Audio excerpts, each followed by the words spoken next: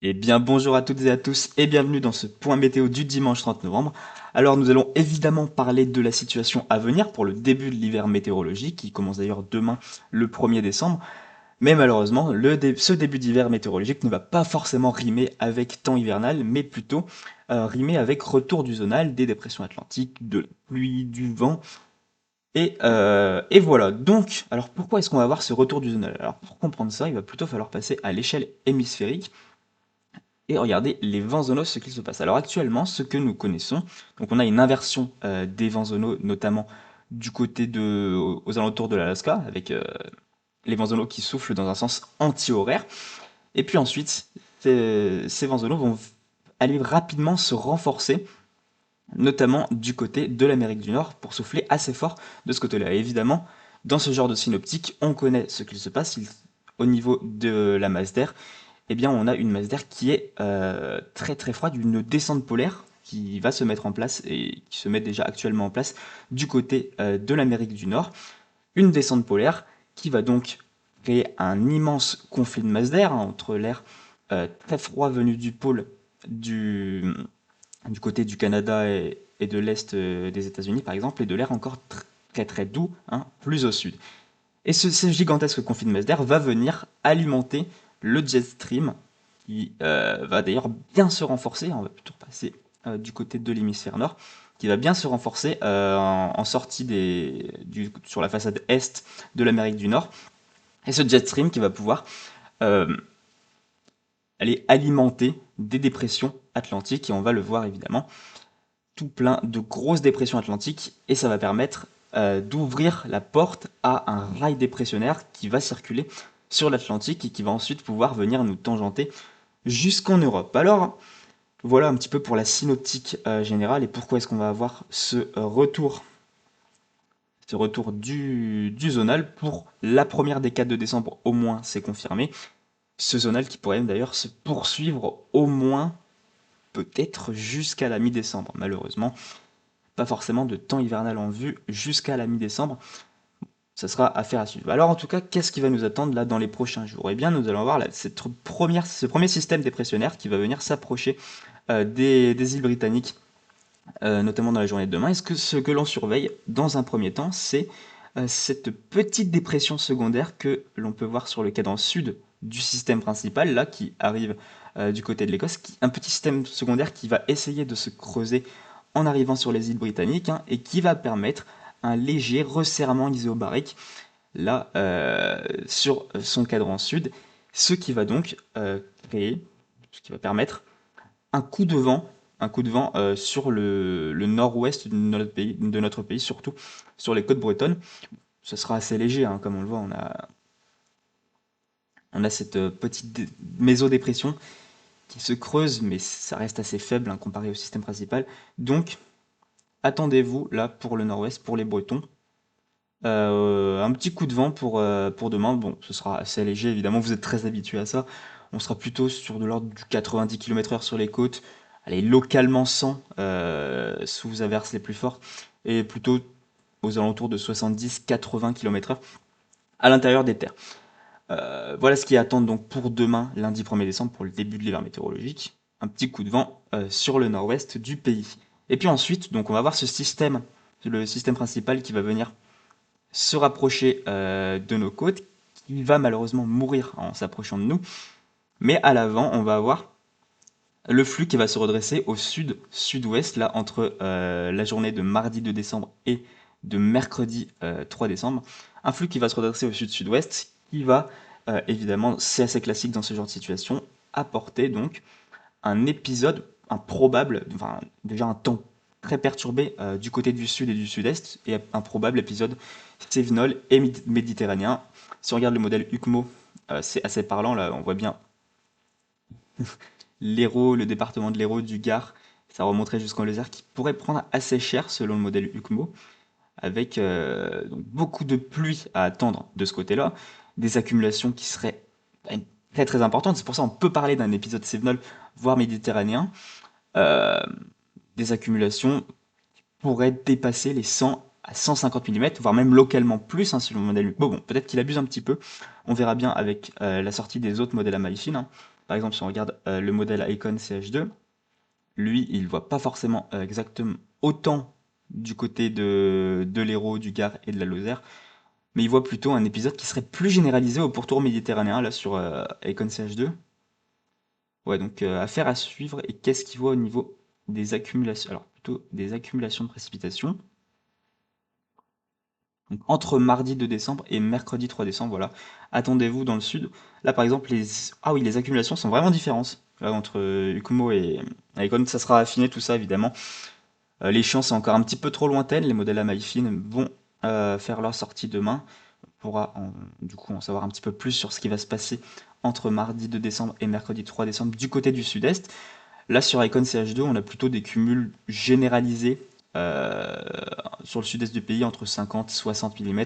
Localement, ça peut atteindre du 100 mm sur les Cévennes ou, par exemple, là, dans le département du Var. Donc, affaire à suivre, évidemment.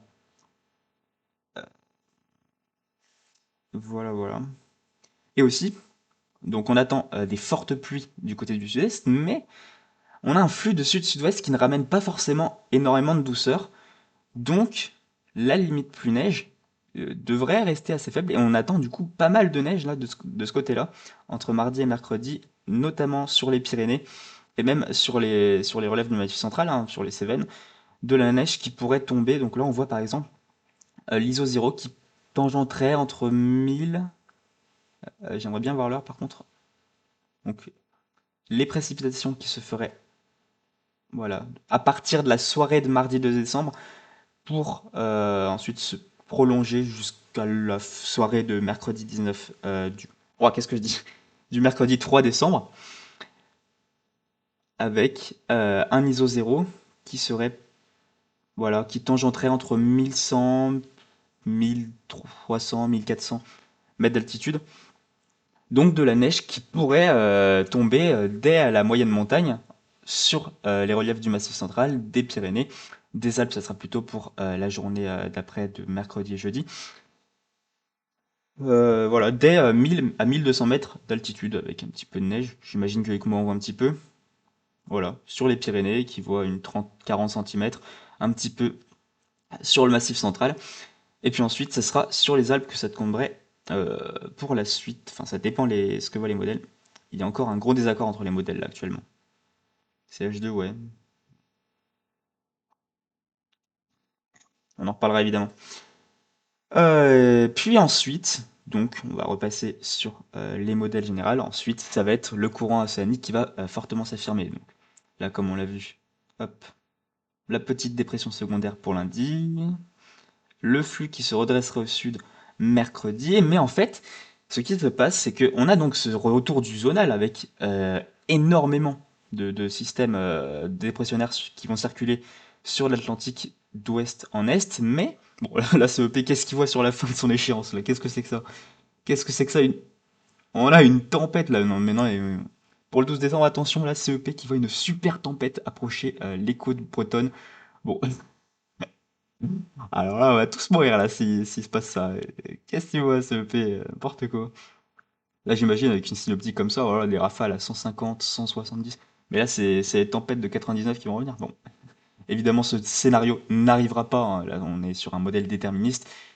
Les probabilités pour que ça arrive, autant dire qu'elles sont presque nulles.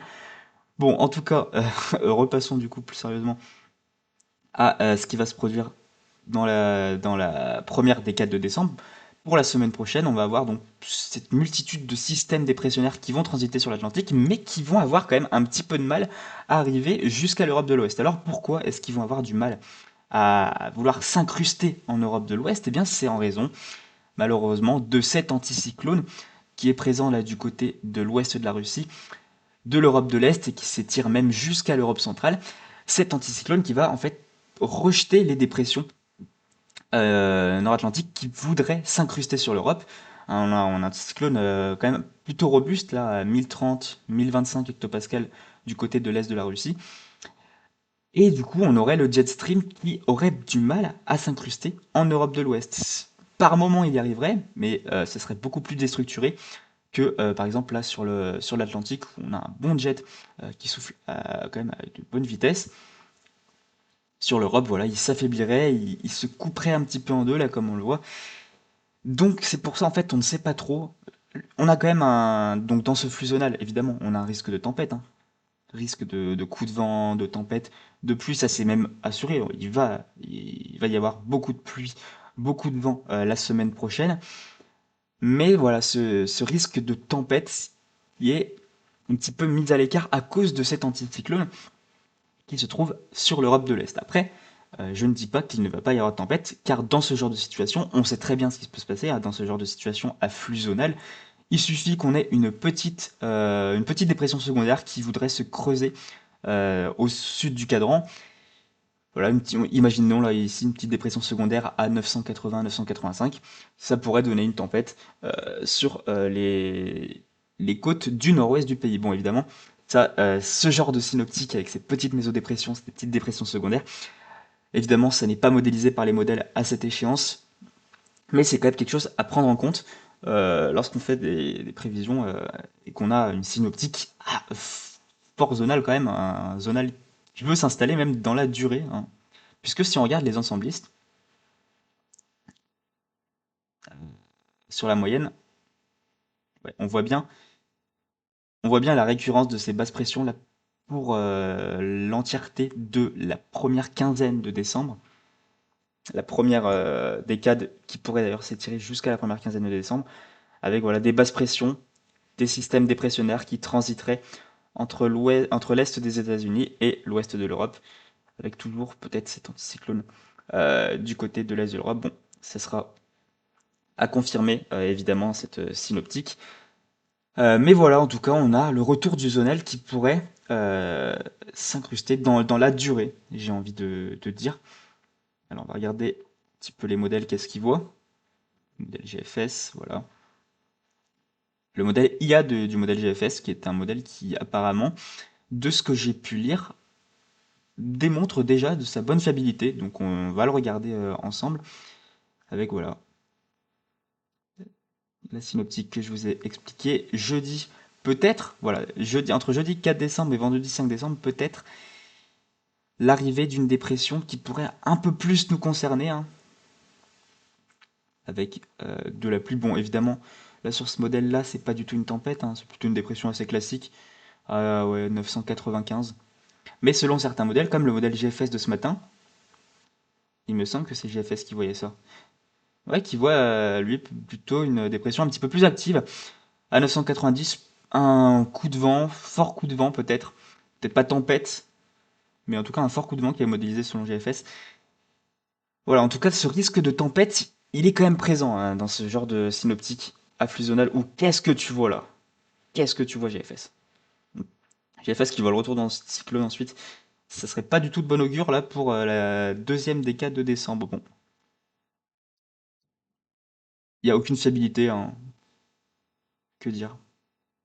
Bon, en tout cas, tout ce qu'on est sûr, c'est le retour du zonal. Je pense que j'ai pas grand-chose de plus à vous dire. C'est une synoptique qui est pas forcément très intéressante pour nous, les passionnés de météo, évidemment.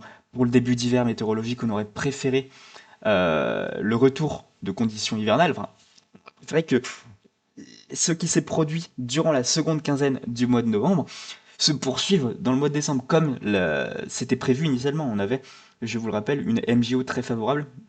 Donc on voyait à l'époque, il y a quelques semaines, des vents stratosphériques très faibles durablement. Bon, bah, ces prévisions ont énormément changé. Là, on a un renforcement des vents stratosphériques là, qui vont se produire pour le début du mois de décembre.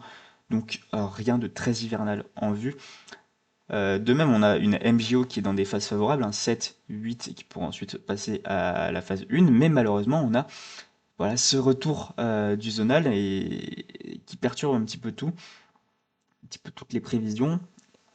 Et forcément, pour nous, les passionnés de météo, eh bien, retour du zonal ne rime pas avec hivernal, malheureusement, hein. Ça rime avec pluie, ça rime avec automnal, peut-être des tempêtes, voilà. C'est tout ce qu'on peut espérer au mieux, mais pas vraiment de flux de nord et de neige en pleine à suivre. Bon, la GFS qui fait une énorme sortie de route, hein, on le voit très bien. Qu'est-ce que c'est que ça, GFS, que tu nous modélises?